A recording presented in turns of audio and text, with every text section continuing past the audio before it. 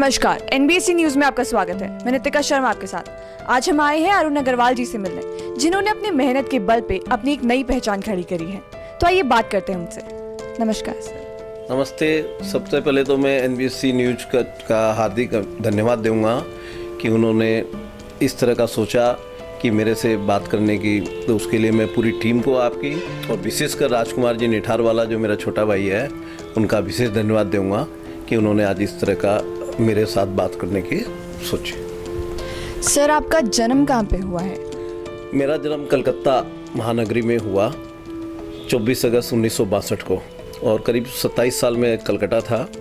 उसके बाद फिर चूँकि राजस्थान, हमारी फोरफादर वहाँ कलकत्ता चले गए थे और राजस्थान चूँकि हमारी फोरफादर्स की पूर्वजों की जन्मभूमि है, व्यापार के दृष्टि के हिसाब से बजाय दूसरे स्टेट में हम चाहते थे कि राजस्थान में आए और राजस्थान में व्यापार का विकास करें। आपकी प्राथमिक शिक्षा कहाँ से हुई है?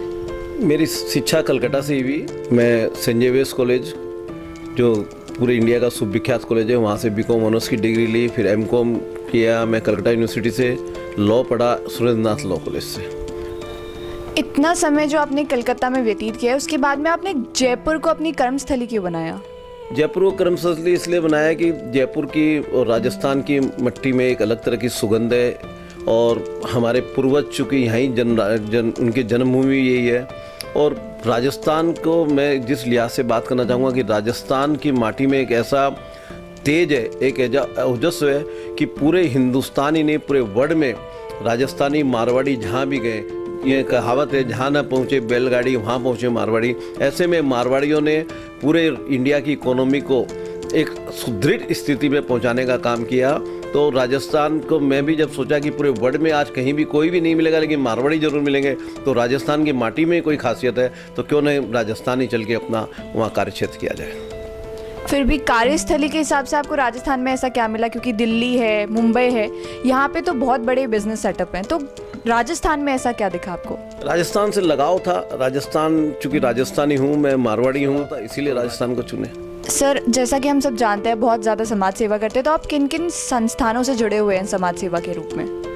देखिए, मैं समाज सेवा मेरे शुरू से ही मेरे खून में ही था। मेरे फादर भी वहाँ कलकत्ता में काफ़ी बड़े समाज सेवी थे और मैं उनसे ही शिक्षा लेकर उनसे ही आगे बढ़ के मैं अंतर्राष्ट्रीय मारवाड़ी सम्मेलन का भी वर्तमान में राजस्थान का अध्यक्ष हूँ। मैं अखिल भारतीय बेस्ट समाज सेवन, जो बेस्सियों की संस्था है बेस्ट समाज की, उसका मैं राष्ट्रीय उपाध्यक्ष हूँ। भारतीय उद्योग व्यापार मंडल का भी मैं राष्ट्रीय उपाध्यक्ष हूँ। मैं 40 जो व्यापार की शीर्ष संस्था है उसका मैं federation of Rajasthan trade industry का एग्जीक्यूटिव प्रेसिडेंट हूँ। Rajasthan chamber of commerce and industries जो सभी व्यापारियों की एक बहुत बड़ी सबसे पुरानी संस्था है, उसका मैं ऑनरी सेक्रेटरी और प्रवक्ता हूँ। समाज सेवा के नाम पे आपने क्या क्या किया है लोगों के लिए?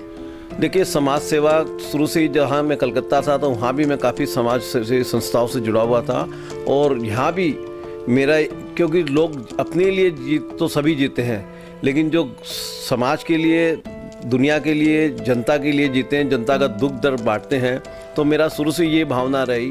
क्योंकि रोजी रोटी का जुगाड़ ईश्वर की दया से अपना ठीक है, तो मैं इसी कार्य क्षेत्र में आगे बढ़ता गया कि कोई भी मेरे द्वार पर आए या कहीं से भी किसी का फ़ोन आता है कि ये काम, तो मेरे भरसक चेष्टा रहती है, चाहे वो मिनिस्ट्री लेवल पर हो चाहे ब्यूरोक्रेट्स लेवल पर हो, मैं भरसक आउट ऑफ वे जाके उनका काम कराने की चेष्टा करता हूँ। आपके हिसाब से समाज सेवा में और राजनीति में क्या फ़र्क है? देखिए, ये प्रश्न आपने बहुत अच्छा पूछा है।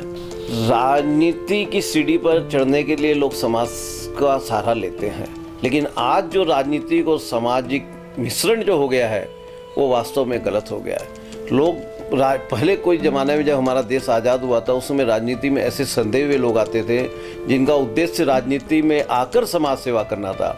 आज ये काम, आज़ादी के 70-75 साल हो गए अपने को, अब ये हो गया कि समाज की सेवा करके समाज में अपना प्रभुत्व फैला के और राजनीति की सीढ़ी चढ़ना ये ठीक नहीं है। राजनीति में वहीं जाएं जिनको वास्तव में समाज सेवा के अंदर से वो हो। और जैसे हमारे, मैं उदाहरण लूँगा, हम जिस क्षेत्र में हैं, अम्बावाड़ी ये विधानसभा क्षेत्र विद्यानगर में, और यहाँ मेरे भाई हैं सीताराम जी अग्रवाल, उनकी कोई राजनीति से स्वार्थ नहीं है, राजनीति से कोई पैसा कमाना नहीं। आज का पहला स्टेप यही है कि कि राजनीति में पहले तो खर्च करके आओ, फिर राजनीति से एक पैसा कमाओ। ये वास्तव में गलत है।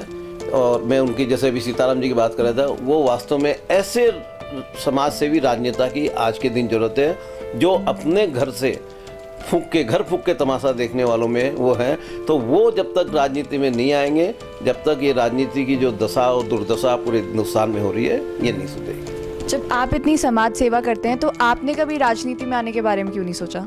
बिल्कुल मैं नहीं चाहता, क्योंकि राजनीतिक इतना गंदा वातावरण है। जैसे अब सीताराम जी, वही फिर बोलूँगा मैं, आए, लेकिन वो एक एमएलए का चुनाव यहाँ हमारे से, जबकि इतने सदैव सज्जन आदमी है, ईमानदार आदमी है, फिर भी नहीं लड़े।